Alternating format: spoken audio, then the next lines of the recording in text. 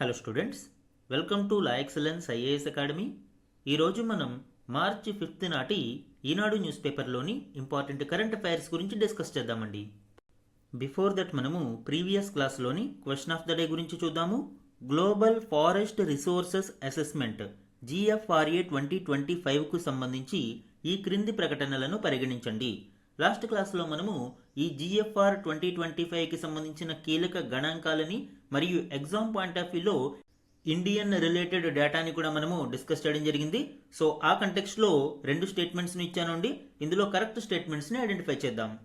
Statement 1, GFRA 2025 ప్రకారం మొత్తం అటవీ విస్తీర్ణం పరంగా భారతదేశం మొదటి 5 దేశాలలో ఒకటిగా నిలిచింది. లాస్ట్ క్లాస్లో ఈ ఇన్ఫోగ్రాఫిక్ ఇమేజ్ గురించి మనము డిస్కస్ చేశాము. ఇందులో ఇండియా యొక్క పెర్ఫార్మెన్స్ గురించి మనం చూస్తే గ్లోబల్ ఫారెస్ట్ ఏరియా మొత్తం అటవీ విస్తీర్ణంలో ప్రపంచవ్యాప్తంగా 9వ స్థానంలో ఉంది. కానీ ఇక్కడ మొదటి 5 దేశాలలో ఒకటిగా నిలిచింది అని ఇచ్చారు. కాబట్టి ఈ స్టేట్మెంట్ రాంగ్ అండి. మొదటి 10 స్థానాలలో అంటే కరెక్ట్ అయ్యేది, బట్ 5 స్థానాలు కాబట్టి ఇది రాంగ్ అవుతుంది. అలానే ప్రపంచవ్యాప్తంగా అనేక దేశాలతో కంపేర్ చేసినప్పుడు నెట్ యాన్యువల్ గెయిన్ అంటే అటవీ విస్తీర్ణం పెరిగిన దేశాలలో 3వ స్థానంలో నిలిచింది. అండ్ కార్బన్ సీక్వెస్ట్రేషన్లో ప్రపంచవ్యాప్తంగా 5వ స్థానంలో ఉంది. ఈ ర్యాంకింగ్స్ అన్నీ కూడా మనకి ప్రిలిమ్స్ కంటెక్స్ట్లో ఇంపార్టెంట్ అండి. సెకండ్ స్టేట్మెంట్ చూడండి. 1990లతో పోలిస్తే 2015 మరియు 2025 మధ్య వార్షిక ప్రపంచ నికర అటవీ నష్టం రేటు పెరిగింది. ఒకసారి ఈ గ్రాఫ్ చూడండి. Annual net forest loss dropped from 1990sలో యాన్యువల్గా 10.7 మిలియన్ హెక్టార్స్ అటవీ విస్తీర్ణం లాస్ అనేది ఉంటే ఇప్పుడు 2015 to 25 మధ్య మనం యావరేజ్ తీసినప్పుడు 4.12 మిలియన్ హెక్టార్ పెర్ యానం మాత్రమే ఉంది. అంటే 10.7 నుంచి 4.12 మిలియన్ హెక్టార్స్కి ఇది తగ్గింది. కానీ స్టేట్మెంట్ 2 చూస్తే ఇక్కడ అటవీ నష్టం రేటు పెరిగింది అని ఇవ్వడం జరిగింది. కాబట్టి ఈ స్టేట్మెంట్ రాంగ్ అండి. సో మనకి బోత్ 1 మరియు 2 రెండు రాంగే కాబట్టి ఆన్సర్ ఏమవుతుంది? డి, నేదర్ 1 నార్ 2 అనేది ఇక్కడ కరెక్ట్ ఆప్షన్ అవుతుంది. కాంపిటేటివ్ ఎగ్జామ్స్లో ఈ global forest resources assessment report అనేది చాలా చాలా ఇంపార్టెంట్ అండి. సో ఈ గణాంకాలన్నీ కూడా మరొకసారి చూడండి. ఈరోజు మన ఫస్ట్ ఆర్టికల్ చూడండి. జలాల్లో కల్లోలం.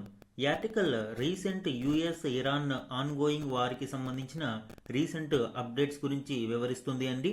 ఆన్గోయింగ్ ఆపరేషన్ ఎపిక్ ఫ్యూరీలో భాగంగా ఇరాన్ యుద్ధ నౌకపై అమెరికా భారీ దాడి చేసింది. విశాఖపట్నం నుంచి వెళ్తూ ఉండగా హిందూ మహాసముద్రంలో ముంచేసిన అగ్రరాజ్యం. నౌకలో 180 మంది సిబ్బంది, 32 మందిని రక్షించిన శ్రీలంక. 87 మృతదేహాల వెలికితీత. గత నెల భారతదేశంలోని విశాఖపట్నంలో నిర్వహించిన ఇంటర్నేషనల్ ఫ్లీట్ రివ్యూలో ఇరాన్కి చెందిన ఈ యుద్ధ నౌక ఐరిస్ దేనా 75 పాల్గొంది. నగరంలో జరిగిన సిటీ పరేడ్లో కూడా ఈ నౌకాదళ సభ్యులు పరేడ్ నిర్వహించారు. ఇప్పుడు తిరిగి విశాఖపట్నం నుండి ఇరాన్ వెళ్తూ ఉండగా శ్రీలంక సమీపంలో అమెరికా ఈ యుద్ధ నౌక మీద దాడి చేసింది. ఈ నౌక పేరు ఇంపార్టెంట్ అండి, ఐరిస్ దేనా 75. రెండవ ప్రపంచ యుద్ధం తర్వాత శత్రువుపై జరిగిన అతిపెద్ద దాడి ఇదేనని అమెరికా రక్షణ మంత్రి పీట్ హెగ్సెత్ ధృవీకరించడం ఇక్కడ చూడవచ్చు. ఈ దాడికి సంబంధించిన మరిన్ని డీటెయిల్స్ చూద్దాము అండి. ఐరిస్ దేనా మిలాన్ ఎక్సర్సైజ్ మరియు ఇంటర్నేషనల్ ఫ్లీట్ రివ్యూలో పాలు పంచుకుని తిరిగి స్వదేశానికి పయనమవుతూ శ్రీలంక సమీపంలోకి వచ్చింది. శ్రీలంకలోని గాలేకి సుమారు 44 నాటికల్ మైల్స్ దూరంలో ఉండగా అమెరికా ఈ యుద్ధ నౌక మీద అటాక్ చేసింది. అయితే ఒక దేశ సరిహద్దు నుంచి 12 నాటికల్ మైల్స్ వరకు ఉండే దూరం ఆ దేశం యొక్క సోవర్నిటీ బౌండరీలోకి వస్తుంది. కానీ అబౌవ్ దట్ ఆ ప్రాంతం అంతా కూడా ఇంటర్నేషనల్ వాటర్స్ లేదా హై సీస్ లోకి వస్తుంది. ఇంటర్నేషనల్ వాటర్స్ అంటే అంతర్జాతీయ జలాలు. ఇందులో ఒక దేశానికి సంబంధించిన లాస్ గాని చట్టాలు గాని వర్తించవు. International laws especially United Nations convention on law of seas అనేవి వర్తిస్తాయి.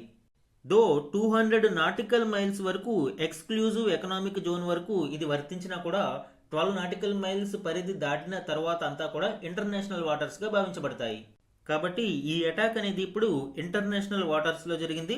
US సబ్మెరైన్ మార్క్ 48 అనే హెవీ వెయిట్ టార్పెడోను ప్రయోగించింది అండి.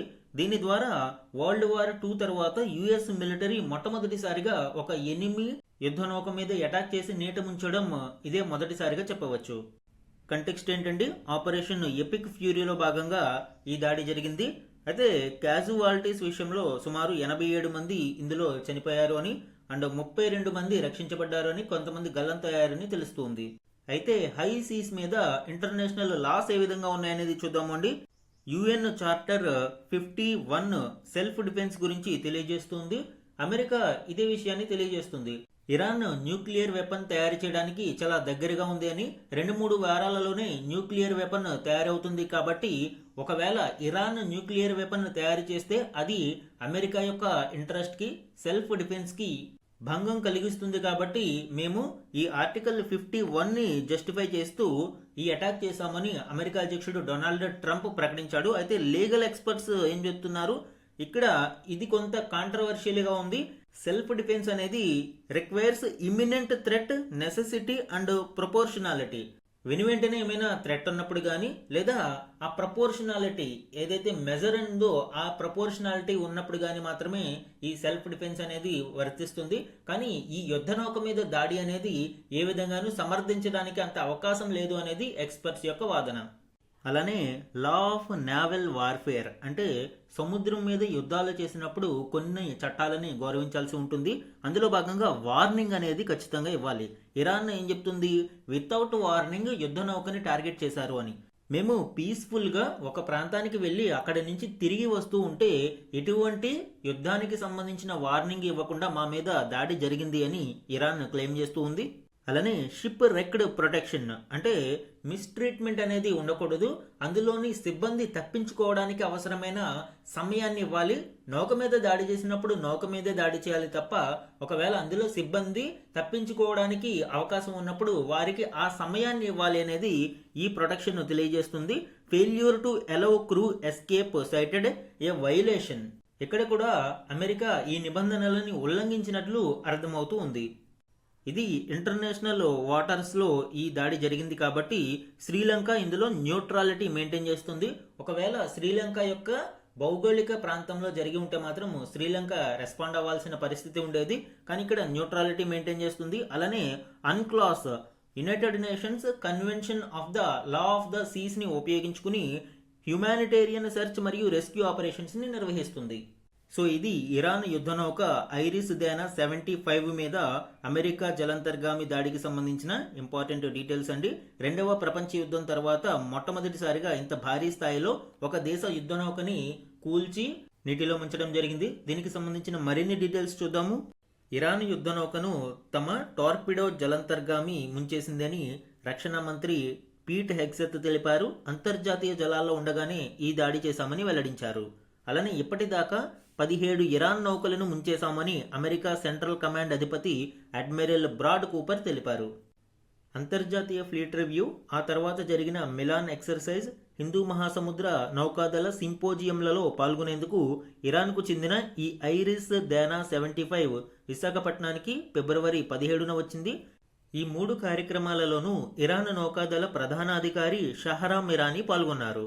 భారత నౌకాదళ ప్రధాన అధికారి అడ్మిరల్ దినేష్ కే త్రిపాఠితో కలిపి సమీక్షలకు హాజరయ్యారు. ఇరాన్కు చెందిన కమాండర్ షేకతి నేతృత్వంలో నౌకా బృందం సిటీ పరేడ్లో కూడా పాల్గొంది. ఈ యుద్ధ నౌకకి సంబంధించిన స్పెసిఫికేషన్స్ చూస్తే ఇరాన్ స్వదేశీ సాంకేతికతతో తయారు చేసిన యుద్ధ నౌకలలో ఈ ఐరిస్ దేనా 75 ఒకటి. సుదీర్ఘ సముద్ర ప్రయాణాలకు అనుకూలంగా 1500 టన్నుల బరువుతో దీనిని తయారు చేశారు. మౌర్జ్ తరగతికి చెందిన ఈ ఫ్రిగేట్ను 2021లో జలాల్లో ప్రవేశపెట్టారు. 300 కిలోమీటర్ల పరిధిలో 360 డిగ్రీస్ను కవర్ చేసే అధునాతన రాడార్ వ్యవస్థను కూడా ఇది కలిగి ఉంది. బట్ ఈ యుద్ధ నౌకను ఇప్పుడు అమెరికా దాడి చేసి సాగర జలాల్లో ముంచివేయడం జరిగింది. అండ్ ఇదే ప్రయత్నం గతంలో కూడా జరిగింది అండి. 1971 డిసెంబర్ 4వ తేదీన పాకిస్తాన్ జలంతర్గామి పిఎన్ఎస్ ఘాజీని భారత నౌకాదళం విశాఖపట్నం సమీపంలో సముద్ర జలాల్లో ముంచేసింది. యాక్చువల్గా ఈ పాకిస్తాన్ జలంతర్గామి భారత యుద్ధ నౌక అయిన ఐఎన్ఎస్ విక్రాంతి మీద దాడి చేసి ముంచివేయడానికి వచ్చింది. కానీ మన నిఘా వ్యవస్థ దీనిని పసిగట్టి వెంటనే మన నౌకాదళం యొక్క డిస్ట్రాయర్ ఐఎన్ఎస్ రాజపుత్ను రంగంలోకి దింపింది. ఇది నీటి లోతుల్లోకి టార్పిడోలను పంపి పాక్ జలంతర్గామిని ముంచేసింది. దీంతో 93 మంది పాక్ నౌకాదళ సిబ్బంది మృతి చెందారు. సో ఈ ఐఎన్ఎస్ ఘాజీ మీద ఇండియా ఏం చెప్పింది అండి, మన దేశం యొక్క ఐఎన్ఎస్ రాజ్పుత్ దీనిని ముంచివేసింది అని ప్రకటించింది. కానీ పాకిస్తాన్ వెర్షన్ వేరే విధంగా ఉంటుంది. ఘాజీలో సాంకేతిక లోపంతో దానంతటా అదే మునిగిపోయిందని చెప్పింది. బట్ ఇంటర్నేషనల్ ఎక్స్పర్ట్స్ మాత్రం ఐఎన్ఎస్ రాజ్పుత్ దాడి ద్వారానే ఇది మునిగిపోవడం జరిగింది అని ధృవీకరించారు. సో ఇది రీసెంట్ ఐరిస్ దానా 75 దాడికి సంబంధించిన డీటెయిల్స్ అండి. మన నెక్స్ట్ ఆర్టికల్ చూడండి. భవిష్య నిధి కనీస నిల్వ 25%, కొత్తగా ఈపీఎస్ 2026 పథకాలు అమలుకు త్వరలోనే గెజిట్ నోటిఫికేషన్. ఏప్రిల్ 1, 2026 నుంచి ఈపీఎఫ్ ఎంప్లాయీస్ ప్రావిడెంట్ ఫండ్ మరియు ఈపీఎస్ ఎంప్లాయీస్ పెన్షన్ స్కీమ్ 2026 నూతన చట్టాలు అమలులోకి రానున్నాయి. ఈ చట్టాలకి సంబంధించిన చేంజెస్ గురించి ఇప్పుడు డిస్కస్ చేద్దామండి. ముందుగా ఈపీఎఫ్ మరియు ఈపీఎస్కి సంబంధించిన మేజర్ డిఫరెన్సెస్ అనేవి చూద్దాము. ఎంప్లాయీ ప్రావిడెంట్ ఫండ్ అనేది ఏదైనా ఒక సంస్థ కనీసం 20 వర్కర్స్ని పెట్టుకుని అందులో ఎంప్లాయీస్ యొక్క శాలరీ 15,000 వరకు ఉంటే వీళ్ళు ఖచ్చితంగా ఈపీఎఫ్లోకి భాగస్వామి అయి తీరాలి. దీనినే ఎంప్లాయీ ప్రావిడెంట్ ఫండ్ అని పిలుస్తారు. అయితే 15,000 కంటే ఎక్కువ సంపాదన ఉన్న వాళ్ళు ఆప్షనల్గా జాయిన్ అవ్వచ్చు. అంటే అది మ్యాండేటరీ కాదు, బట్ వాలంటరీగా జాయిన్ అవ్వచ్చు. ఖచ్చితంగా యూనివర్సల్ అకౌంట్ నెంబర్ యూఏఎన్ అనేది ఉండాలి. ఈ స్కీమ్లో కంట్రిబ్యూషన్ అనేది బోత్ ఎంప్లాయీ మరియు ఎంప్లాయర్ ఇద్దరు ఉంటుంది. ఎంప్లాయీ 12% కంట్రిబ్యూట్ చేస్తే తన జీతంలోంచి ఎంప్లాయర్ మరొక 12% కంట్రిబ్యూట్ చేయాల్సి ఉంటుంది. అయితే ఈ 12%ని 2 భాగాలుగా డివైడ్ చేస్తారు అండి. ఈ 12%లో 3.67% అనేది ఎంప్లాయీ యొక్క పిఎఫ్ అకౌంట్కి వెళ్తుంది. మరొక 8.33% అనేది ఈపీఎస్ స్కీమ్ ఎంప్లాయీ యొక్క పెన్షన్ స్కీమ్కి అనేది వెళ్తుంది. సో ఈ ఈపీఎస్ స్కీమ్ కూడా మనకి ఇక్కడ ఎలిజిబుల్ అవుతుంది అండి. అయితే ఈ పెన్షన్ స్కీమ్ వర్తించాలి అండ్ 58 ఇయర్స్ తర్వాత ఇతనికి పెన్షన్ లభించాలి అంటే మినిమం 10 ఇయర్స్ ఆఫ్ సర్వీస్ అనేది ఉండాలి. అప్పుడే ఈ పెన్షన్ స్కీమ్ అనేది వర్తిస్తుంది. అలానే ఇది రెగ్యులర్ పెన్షన్కి సంబంధించి. అలా కాకుండా 50 సంవత్సరాలకే పెన్షన్ పొందే అవకాశం ఉంటుంది. కానీ రేట్ ఆఫ్ పెన్షన్ అనేది తగ్గిపోతుంది. రెడ్యూస్డ్ రేటుతో ఇది వర్తింపజేస్తారు. రెండిటికి డిఫరెన్స్ ఉంటుంది. ఈపీఎఫ్లో లంప్ సమ్ అమౌంట్ మరియు వడ్డీ కలిపి చివరిలో ఇస్తారు. ఈ పెన్షన్ స్కీమ్లో 58 సంవత్సరాల తర్వాత ప్రతి నెల పెన్షన్ అనేది ఇస్తారు. అయితే కొన్ని ముఖ్యమైన సందర్భాలలో లైక్ మ్యారేజ్ కావచ్చు, ఎడ్యుకేషన్ కావచ్చు, మెడికల్ ఎక్స్పెన్సెస్కి కావచ్చు ఈ పిఎఫ్ అకౌంట్లోంచి కొంత అమౌంట్ని విత్డ్రా చేసుకుని వాడుకునే అవకాశం కూడా ఉంటుంది. సో ఇప్పుడు వీటి కోసం కొన్ని నూతన చట్టాలను తీసుకువచ్చారు అండి. కేంద్ర ప్రభుత్వం కొత్తగా ఉద్యోగుల భవిష్య నిధి ఈపీఎఫ్ 2026 మరియు ఉద్యోగుల పెన్షన్ పథకం ఈపీఎస్ 2026ని అమలులోకి తీసుకురానుంది. లాస్ట్ చట్టాలు అంటే ఈపీఎఫ్ 1952 మరియు ఈపీఎస్ 1995 పథకాల స్థానంలో ఇవి అమలులోకి రానున్నాయి. ఇటీవల జరిగిన ఈపీఎఫ్ఓ కేంద్ర ట్రస్టీ బోర్డు ఇందుకు ఆమోదం తెలిపింది. ఏప్రిల్ 1 నుంచి ఇవి అమలులోకి వచ్చేలా త్వరలో గ్యాజెట్ జారీ చేసేందుకు కేంద్ర కార్మిక శాఖ సన్నాహాలు చేస్తుంది. మేజర్ చేంజెస్ మనం ఇక్కడ చూస్తే వివిధ కేటగిరీలలో ఈపీఎఫ్ ఉపసంహరణలు విత్డ్రాల యొక్క సంఖ్యను పెంచనుంది. ఇందాక మనం చెప్పుకున్నాము కొన్ని లైఫ్ టైమ్ ఈవెంట్స్లో అంటే మ్యారేజ్, మెడికల్ ఎక్స్పెన్సెస్, ఎడ్యుకేషన్ ఇలాంటి కొన్ని వాటికి విత్డ్రాల్ లిమిట్ అనేది ఉంటుంది. ఇప్పుడు ఆ లిమిట్ని పెంచనున్నారు.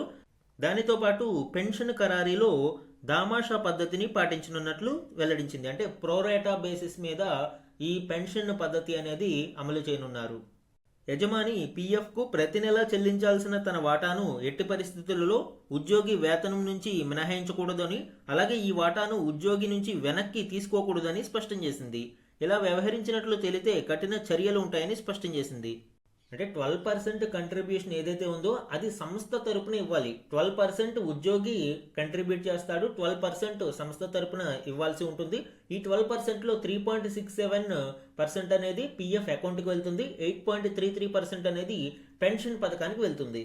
అలానే విత్డ్రాల్కి సంబంధించి మినిమం రిజర్వ్ ఎంత మెయింటైన్ చేయాలనేది కూడా ఇక్కడ ఇవ్వడం జరిగింది. ఈపీఎఫ్ 2026 ప్రకారం భవిష్య నిధిలో కనీసం 25% నిల్వ ఉంచి తక్కిన మొత్తాన్ని మాత్రమే ఉపసంహరించాలని బోర్డు నిర్ణయించింది. అంటే ఒక ఎంప్లాయీ యొక్క ఈ పిఎఫ్ అకౌంట్లో ₹1,00,000 ఉన్నాయనుకోండి, మినిమం 25,000 ఖచ్చితంగా రిజర్వ్లో ఉంచాలి, 75,000 మాత్రమే అతను తీసుకోవడానికి అవకాశం ఉంటుంది. ఎప్పుడు ఇందాక కొన్ని లైఫ్ టైం ఈవెంట్స్ అని చెప్పుకున్నాము విత్డ్రాల్ అమౌంట్స్. సో అలాంటి సందర్భాలలో దీనికి సంబంధించిన మరిన్ని డీటెయిల్స్ చూద్దాము అండి. ఏప్రిల్ 1, 2026 నుంచి ఇది అమలులోకి రానుంది. దీని యొక్క ప్రధాన ఉద్దేశం ఏంటి? To align with the code on social security 2020. Indian government labour కోడ్స్ని కొన్ని తీసుకువచ్చింది. ఇందులో భాగంగా ఒకటి code on social security. So ఆ నిబంధనలకు అలైన్మెంట్ అవ్వడం కోసం ఇప్పుడు ఈ ఈపీఎఫ్ మరియు ఈపీఎస్ చట్టాలలోని కొన్ని నూతన నిబంధనలు తీసుకువచ్చారు. ఈపీఎఫ్ 2026లోని కీ చేంజెస్ చూడండి. ఇంట్రెస్ట్ రేట్ అనేది 8.25 రికమెండెడ్ ఇంట్రెస్ట్ రేట్ ఇక్కడ ఇవ్వడం జరిగింది. అలానే minimum balance rule 25% minimum balance అనేది మెయింటైన్ చేయాల్సి ఉంటుంది. అలానే అప్డేటెడ్ విత్డ్రా రూల్స్ మనం చూసినప్పుడు మెడికల్ ఎక్స్పెన్సెస్ కోసం సంవత్సరానికి 3 సార్లు విత్డ్రా చేసుకోవచ్చు. ఎడ్యుకేషన్కి సంబంధించి up to 10 times during total service. అంటే కేవలం సర్వీస్ మొత్తానికి 10 సార్లు మాత్రమే ఈ ఎడ్యుకేషన్ కోసం విత్డ్రా చేసుకోగలుగుతాము. మ్యారేజ్కి సంబంధించి 5 టైమ్స్ డ్యూరింగ్ టోటల్ సర్వీస్. మొత్తం సర్వీస్లో 5 సార్లు ఈ మ్యారేజ్కి సంబంధించి విత్డ్రా చేసుకోవచ్చు.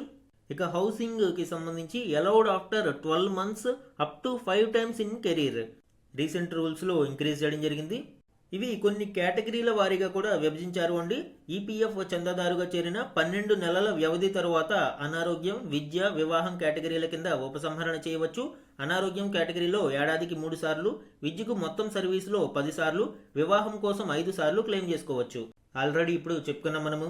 అలానే కేటగిరీ 2లో గృహం కొనుగోలు, నిర్మాణం, రుణ చెల్లింపు, మరమ్మతుల కోసం 12 నెలల చందా చెల్లింపు సర్వీసు కలిగి ఉండాలి. మొత్తం సర్వీసులో 5 సార్లు అనుమతి ఉంటుంది. ఎప్పటిదాకా 2 సార్లు ఉండేది. సో ఇప్పుడు ఇంక్రీజ్ చేయడం జరిగింది. కేటగిరీ 3 అనేది ప్రత్యేక సందర్భాలలో ఏడాది సర్వీసు పూర్తి చేయకుండా క్లెయిమ్ చేయవచ్చు. అయితే కనీస నిల్వ మినహాయించి నగదు పొందవచ్చు.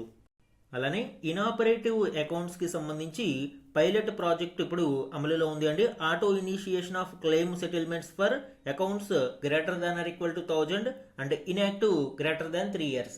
అంటే 3 సంవత్సరాలకి పైగా ఇన్యాక్టివ్లో ఉండి 1000 రూపాయలు మరియు అంతకు మించిన అమౌంట్ ఆ ఖాతాలలో ఉంటే ఇది ఆటో క్లెయిమ్ కింద ఇనిషియేట్ అవుతుంది. ఇక పెన్షన్ రూల్స్లోని న్యూ చేంజెస్ మనం చూస్తే ప్రోరేటా క్యాలిక్యులేషన్. సో అంటే ధామాషా పద్ధతిని ఇదివరకులాగా 60 నెలలకి కాకుండా pension calculated proportionally based on all applicable wage ceilings. So అతని వేజ్ సీలింగ్స్ అన్నిటినీ కూడా క్యాలిక్యులేషన్ చేసి దాని ప్రకారం పెన్షన్ అనేది దామాషా పద్ధతిని ఇవ్వడం జరుగుతుంది. అలానే higher pension option discontinued. Opt in for higher pension on actual wages is no longer available. ఇది వరకు హయ్యర్ పెన్షన్ ఆప్షన్ అనేది ఉండేది. అంటే ఉద్యోగి మరింత కంట్రిబ్యూట్ చేసి ఈ హయ్యర్ పెన్షన్ పొందడానికి అర్హత కలిగి ఉండేవాడు. ఇప్పుడు దానిని తీసివేయడం జరిగింది. లాంగ్ టర్మ్ ఫండ్ సస్టైనబిలిటీ కోసం ఈ నిర్ణయం తీసుకున్నారు. అలానే మినిమం పెన్షన్కి సంబంధించి చూస్తే యూనియన్స్ 7500 మినిమం పెన్షన్ ఉండాలి అని డిమాండ్ చేయగా ప్రస్తుతం 1000 per month మినిమం పెన్షన్ ఇక్కడ ఫిక్స్ చేయడం జరిగింది. అలానే వేజ్ సీలింగ్ డిస్కషన్స్ కూడా జరుగుతున్నాయండి. 15,000 అంతకంటే తక్కువ శాలరీ ఉన్న వాళ్ళు ఖచ్చితంగా ప్రావిడెంట్ ఫండ్లో జాయిన్ అవ్వాలని నిబంధనలు ఉన్నాయి. అయితే దానిని 25,000 వరకు పెంచాలి అని కొన్ని సంఘాలు డిమాండ్ చేస్తున్నాయి. దానివలన మోర్ ఎంప్లాయీస్ అందరూ ఇందులో కవర్ అవుతారు అనేది వీరి యొక్క వాదన. సో ఇవి ఈపీఎఫ్ మరియు ఈపీఎస్ 2026 నూతన చట్టాలకు సంబంధించిన కీ చేంజెస్ అండి. ఎగ్జామ్ పాయింట్ ఆఫ్ వ్యూలో ఇవి చాలా ఇంపార్టెంట్ మనకి. ఎస్పెషల్లీ సోషల్ సెక్యూరిటీ టాపిక్స్లో ఇది ఇంపార్టెంట్ అండి. మన నెక్స్ట్ ఆర్టికల్ చూడండి. భారతీయ అకౌంటింగ్ ప్రమాణాలు పాటించాలి, బీమా సంస్థలకు ఐఆర్డిఏఐ ప్రతిపాదన. ఐఆర్డిఏ యొక్క న్యూ గైడ్ లైన్స్ బీమా సంస్థలన్నీ కూడా ఇండియన్ అకౌంటింగ్ స్టాండర్డ్స్ని పాటించాలి. Especially IND-AS 117 Indian accounting standards 117ని పాటించాలి అనేది ఈ నూతన నిబంధనలుగా చూడవచ్చు. దీనికి సంబంధించిన మరిన్ని డీటెయిల్స్ ఇప్పుడు చూద్దాం. దేశంలోని అన్ని బీమా సంస్థలు వచ్చే ఆర్థిక సంవత్సరం నుంచి భారతీయ అకౌంటింగ్ ప్రమాణాలు తప్పనిసరిగా అమలు చేయాలి అని IRDAI ప్రతిపాదించింది. ఈ కొత్త నిబంధనలు జీవిత బీమా, సాధారణ బీమా, ఆరోగ్య బీమా, రీఇన్సూరెన్స్ సహా అన్ని బీమా సంస్థలకు వర్తిస్తాయని స్పష్టం చేసింది. ఇందుకు సంబంధించి నిబంధనల సవరణలతో ఒక ముసాయిదాను, సంప్రదింపుల పత్రాన్ని IRDAI విడుదల చేసింది. ఇది ఒక డ్రాఫ్ట్ పాలసీ మాత్రమేనండి. ఇది ఇప్పుడు పబ్లిక్ డొమైన్లో ఉంచడం జరిగింది. ప్రజల యొక్క సూచనలు, సలహాలను అనుసరించి ఫైనల్ చట్టాన్ని మళ్ళీ మార్పులతో తీసుకురానున్నారు. భారతదేశ బీమా సంస్థల ఆర్థిక నివేదికలను అంతర్జాతీయంగా ఆమోదించిన ప్రమాణాలకు అనుగుణంగా మార్చే దిశగా ఇది కీలక అడుగు అని ఐఆర్డీఏఐ పేర్కొంది. దీని యొక్క ప్రధాన ఉద్దేశ్యం ఏంటండి? పాలసీదారుల రక్షణను పటిష్టం చేయడంతో పాటు బీమా రంగంపై ప్రజల్లో నమ్మకాన్ని మరింత పెంచడమే లక్ష్యమని ఐఆర్డీఏఐ స్పష్టం చేసింది. ప్రపంచవ్యాప్తంగా ఆమోదించిన ప్రమాణాలకు అనుగుణంగా బీమా రంగంలోని సంస్థల ఆర్థిక నివేదికల్లో పారదర్శకత, ఒకదానితో ఒకటి పోల్చి చూసుకునే వీలు కల్పించడం లక్ష్యంగా ఈ సవరణలు ప్రతిపాదించడం జరిగింది. ఈ ఇండియన్ అకౌంటింగ్ స్టాండర్డ్స్ 117కి సంబంధించి మరిన్ని డీటెయిల్స్ చూద్దామండి. Aligning with global standards, increasing transparency and foreign investment. Effective date April 1, 2026. ఏ బీమా సంస్థలకు ఇది అప్లికబుల్ అవుతుంది అనేది చూస్తే లైఫ్ ఇన్సూరెన్స్ కంపెనీలు, జనరల్ ఇన్సూరెన్స్, హెల్త్ ఇన్సూరెన్స్, రీఇన్సూరర్స్ ఇవన్నీ కూడా ఈ చట్టం పరిధిలోకి వస్తాయి. కీ ఇంప్లిమెంటేషన్ డీటెయిల్స్ మనం చూస్తే ఇయర్ 1 మొదటి సంవత్సరంలో అంటే 2026-27 ఆర్థిక సంవత్సరంలో ప్యారలల్ రిపోర్టింగ్ అనేది చేయాలి. అంటే ఇండియన్ అకౌంటింగ్ స్టాండర్డ్స్తో పాటు ఇప్పటి వరకు అమలు చేసిన ఐజీఏఏపి రెగ్యులర్ ఫైలింగ్ని కూడా కంటిన్యూ చేయాల్సి ఉంటుంది. అలానే మొదటి సంవత్సరంలో ఐఆర్డిఏఐ ఎంపానెల్డ్ అంటే ఈ ఐఆర్డిఏ యొక్క ప్యానెల్లోని ఆడిటర్ చేత ఖచ్చితంగా ఆడిట్ అనేది నిర్వహించాల్సి ఉంటుంది. And historical data phased approach అంటే నెక్స్ట్ 3 ఇయర్స్లో పాత డేటాను ఫస్ట్ ఇయర్లో 10 సంవత్సరాలు, సెకండ్ ఇయర్లో 15 సంవత్సరాలు మరియు థర్డ్ ఇయర్లో 20 సంవత్సరాల పాటు పాత డేటాను సిద్ధం చేసుకోవాలి అనేది సూచించడం జరిగింది. కోర్ చేంజెస్ మనం ఇక్కడ అబ్జర్వ్ చేసినప్పుడు మార్కెట్ కన్సిస్టెంట్ లయబిలిటీ వాల్యుయేషన్ అంటే మార్కెట్ పరిస్థితులకు అనుగుణంగా ఇక్కడ లయబిలిటీ విలువను లెక్కించడం జరుగుతుంది. లయబిలిటీ అంటే ఏంటి అండి? సో ఎప్పుడైతే ఏదైనా డ్యామేజ్ జరిగి ఇన్సూరెన్స్ కవరేజ్ ఇవ్వాల్సిన పరిస్థితుల్లో ఉన్నప్పుడు దానిని లయబిలిటీ అంటారు. ఇది మార్కెట్ కన్సిస్టెంట్ లయబిలిటీ వాల్యుయేషన్ అనేది నిర్వహిస్తారు. ఎప్పటికప్పుడు మార్కెట్ ఆధారంగా ఈ లయబిలిటీ అనేది మారుతూ ఉంటుంది. నెక్స్ట్ వన్ యాన్యువల్ కోహర్టింగ్ అంటే వార్షిక వర్గీకరణ అంటాం మనము. బీమా ఒప్పందాలను అవి జారీ చేసిన సంవత్సరం ఆధారంగా గ్రూపులుగా విభజిస్తారు. అంటే ఫర్ ఎగ్జాంపుల్ 2016లో ఇది, 2026లో ఇది, 2027లో ఇది, 2028లో ఇది, 2015లో ఇది. సో ఇలాగా group contracts by year. So దీనివలన ఏంటి అండి? Track profitability. సో బీమా కంపెనీలకి ప్రాఫిటబిలిటీ ఎంతవరకు వస్తుంది అనేది ట్రాక్ చేయడానికి ఈజీగా ఉంటుంది. Prevent cross subsidization. అలానే సర్ప్లస్ డిస్ట్రిబ్యూషన్కి సంబంధించి Indian accounting standards 117 profit sharing మనం చూసినప్పుడు section 49 of the insurance act ప్రకారం షేర్ హోల్డర్ యొక్క పార్టిసిపేషన్ 10% క్యాప్ చేయడం జరిగింది. అయితే కొత్తగా అకౌంటింగ్ పద్ధతిలో లాభాలు ఎక్కువగా కనిపించినా కూడా ఈ మిగులు మాత్రం పంపిణీ చేసే నిబంధనలు పాత నిబంధనలే ఉంటాయి. So Indian accounting standards 117 profits do not automatically equate to distributable surplus. అంటే షేర్ హోల్డర్స్ ఎవరైతే ఉన్నారో ఆ షేర్ హోల్డర్స్కి ఈ అకౌంటింగ్ పద్ధతి వలన కలిగే లాభాలను షేర్ చేయడానికి ఉండదు.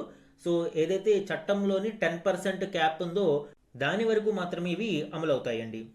సో ఇది డ్రాఫ్ట్ పాలసీకి సంబంధించి ఐఆర్డిఏ యొక్క ఇండియన్ అకౌంటింగ్ స్టాండర్డ్స్ నూతన ప్రమాణాలను ఏ విధంగా పాటించాలి అనేది. సో ఫైనల్ డ్రాఫ్ట్ అనేది ప్రిపేర్ అయిన తర్వాత మళ్ళీ దీని గురించి డిస్కస్ చేద్దాం. మన నెక్స్ట్ ఆర్టికల్ చూడండి. బాలల్లో ఊబకాయం నివారణ కొత్త లక్ష్యం 2030. అంటే 2030 నాటికి బాలల్లో ఊబకాయాన్ని నిరోధించాలి అని లక్ష్యాన్ని పెట్టుకోవడం జరిగింది. అయితే 2025 టార్గెట్ను ప్రపంచ దేశాలు చేరుకోలేని నేపథ్యంలో ఇప్పుడు దానిని 2030కి చేంజ్ చేసుకోవడం జరిగింది. దీనికి సంబంధించిన డీటెయిల్స్ ఇప్పుడు చూద్దామండి. బాలల్లో ఊబకాయాన్ని నిరోధించాలి అనే లక్ష్యాన్ని అందుకోవడంలో భారత్తో సహా పలు దేశాలు విఫలమవుతున్నాయని ప్రపంచ దేహస్థౌల్య నిరోధ సమాఖ్య ఆందోళన వ్యక్తం చేసింది. అసలు 2025 ఏడాదిలోగా ఈ లక్ష్యాన్ని సాధించాలి అని ఆశించిన నెరవేరకపోవడంతో గడువును 2030కి పొడిగించారు. 2040 కల్లా భారత్లో 2 కోట్ల మంది బాలలు ఊబకాయంతో 5.6 కోట్ల మంది అధిక బరువుతో బాధపడతారు అని ఈ సమాఖ్య అంచనా వేసింది. వరల్డ్ ఒబేసిటీ ఫెడరేషన్ విడుదల చేసిన ఈ నివేదిక ప్రకారం 2025 నాటికి చైనా, భారత్, అమెరికాలలో ఒక్కో దేశంలో 1 కోటి కంటే ఎక్కువ మంది చిన్నారులు ఊబకాయంతో బాధపడుతున్నారు అని చైనాలో అత్యధికంగా 6.2 కోట్ల మంది బాలలు అధిక శరీర ఎత్తు బరువు సూచి BMIతో మరియు 3.3 కోట్ల మంది ఊబకాయంతో బాధపడుతున్నారు అని, అండ్ భారత్లో 4.1 కోట్ల మంది అధిక BMIతో మరియు 1.4 కోట్ల మంది ఊబకాయంతో బాధపడుతున్నారని వెల్లడించడం జరిగింది. ఇక అమెరికాలో ఈ రెండు వర్గాల సంఖ్య వరుసగా 2.7 కోట్లు మరియు 1.3 కోట్లుగా ఉంది. అంటే టాప్ 3 నేషన్స్, మొదటి స్థానంలో చైనా, రెండవ స్థానంలో ఇండియా, మూడవ స్థానంలో అమెరికా ఉన్నాయి. ఇక 2040 కల్లా ప్రపంచమంతటా 50.7 కోట్ల మంది బాలలు ఊబకాయంతోనో అధిక బరువుతోనో జీవిస్తారు అని ఈ వరల్డ్ ఒబేసిటీ ఫెడరేషన్ అంచనా వేసింది. 11 నుంచి 17 ఏళ్ల వయోవర్గంలో 74% మంది తగినంత శారీరక శ్రమ చేయడం లేదు. ప్రపంచవ్యాప్తంగా ప్రతి 5గురిలో ఒకరిని వేధిస్తున్న ఊబకాయ వ్యాధిని తీవ్రంగా పరిగణించడంలో విఫలమయ్యామని వ్యాఖ్యానించింది. అలానే చక్కెర పానీయాలపై పన్నులు విధించడం, పిల్లల్లో అనారోగ్యకరమైన ఆహార అలవాట్లను పెంచే ప్రకటనలను నియంత్రించడం, శారీరక శ్రమను ప్రోత్సహించడం వంటి విధానాలను ప్రభుత్వాలు వెంటనే అమలు చేయాలి అని ప్రపంచ దేహస్థౌల్య నిరోధ సమాఖ్య ప్రధాన కార్యనిర్వాహకులు పేర్కొనడం మనం ఇక్కడ చూడవచ్చు. సో ఇది వరల్డ్ ఒబేసిటీ ఫెడరేషన్ రీసెంట్గా చేంజ్ చేసిన టార్గెట్. 2030 నాటికి మనము ఊబకాయాన్ని నిరోధించాలి అని. అలానే ఈ నివేదిక ప్రకారం భారత్ యొక్క ర్యాంకింగ్ కూడా మనము డిస్కస్ చేయడం జరిగిందండి. అండ్ ఈరోజు question and answer type current అఫైర్స్ని చూద్దాము. ఇటీవల ఏ రాష్ట్ర ప్రభుత్వం అధికారికంగా బ్యాసిల్లస్ సబ్టిలిస్ను ఆ రాష్ట్ర సూక్ష్మజీవిగా ప్రకటించింది? సో మొట్టమొదటిసారిగా ఒక రాష్ట్రం ఇలాగా ఒక సూక్ష్మజీవికి రాష్ట్ర సూక్ష్మజీవి కేటగిరీని ఇవ్వడం జరిగింది. కాబట్టి ఇక్కడ ఆ సూక్ష్మజీవి పేరు ఇంపార్టెంట్, రాష్ట్రం కూడా ఇంపార్టెంట్. రాష్ట్రం ఏది అండి? ఆన్సర్ కేరళ. ఓ సూక్ష్మజీవికి అధికారిక గుర్తింపు ఇచ్చిన మొదటి రాష్ట్రంగా ఇది వార్తల్లో నిలిచింది. బ్యాసిల్లస్ సబ్టిలిస్ అనేది నేల, పులియబెట్టిన ఆహారం, మానవ పేగుల్లో సాధారణంగా కనిపించే ప్రయోజనకర ప్రోబయోటిక్ బ్యాక్టీరియా. సో మనకి ఎప్పుడు కూడా బ్యాక్టీరియాలో మంచి మరియు చెడు బ్యాక్టీరియా రెండు ఉంటాయి. మంచి బ్యాక్టీరియా ఎస్పెషల్లీ మన జీర్ణ వ్యవస్థకు చాలా కీలకంగా ఉపయోగపడుతుంది. సో వీటిని ప్రోబయోటిక్ బ్యాక్టీరియా అని పిలుస్తాము. మానవ శ్రేయస్సు, పర్యావరణ సమతుల్యతకు నిశ్శబ్దంగా దోహదపడే సూక్ష్మజీవులను హైలైట్ చేయాలనే లక్ష్యంతో ఈ రాష్ట్ర ప్రభుత్వం ఈ నిర్ణయం తీసుకుంది. ఆన్సర్ కేరళ అండి. నెక్స్ట్ వన్, జాతీయ పర్యాటక దినోత్సవాన్ని ఏటా ఏ రోజున నిర్వహిస్తారు? ఆన్సర్ జనవరి 25. దేశ వృద్ధి, అభివృద్ధిలో పర్యాటక ప్రాముఖ్యతను గుర్తించడానికి దేశంలో ఏటా ఈ దినోత్సవాన్ని నిర్వహిస్తున్నారు. నెక్స్ట్ వన్, ఇటీవల ఏ రాష్ట్ర ప్రభుత్వం గుట్కా, పాన్ మసాలా, అన్ని పొగాకు, నికోటిన్ ఉత్పత్తులపై పూర్తి నిషేధాన్ని విధించింది? ఆన్సర్ ఒడిశా. ఒడిశాలో కంప్లీట్గా ఈ పొగాకు, నికోటిన్ ప్రోడక్ట్లన్నిటినీ కూడా బ్యాన్ చేయడం జరిగింది. నెక్స్ట్ వన్, ఏ IIT శాస్త్రవేత్తలు ఇటీవల పెలుసైన తూర్పు హిమాలయ ప్రాంతంలో హిమానీ నదాల ప్రమాదాలను అంచనా వేయడానికి సరికొత్త సాంకేతికతను అభివృద్ధి చేశారు? Answer IIT Guwahati. ఇవి one liner question and answers అండి. ఈరోజు మన క్వశ్చన్ ఆఫ్ ద డే గురించి చూడండి. ఉద్యోగుల భవిష్య నిధి గురించి ఈ క్రింది ప్రకటనలను పరిగణించండి. ఎంప్లాయీస్ ప్రావిడెంట్ ఫండ్ గురించి ఈరోజు మనము డిస్కస్ చేయడం జరిగింది. 2026 నూతన చట్టాలు అమలులోకి రానున్నాయి అని. సో ఆ కంటెక్స్ట్లో ఈ క్వశ్చన్ ఇచ్చాను అండి. 2 స్టేట్మెంట్స్ని ఇక్కడ ఇవ్వడం జరిగింది. కరెక్ట్ స్టేట్మెంట్స్ని ఐడెంటిఫై చేసి ఆన్సర్ని కమెంట్ సెక్షన్లో కమెంట్ చేయండి. ఇది ఈరోజు ఈనాడు న్యూస్ పేపర్లోని ఇంపార్టెంట్ కరెంట్ అఫైర్స్ మీద daily analysis. Thank you for watching.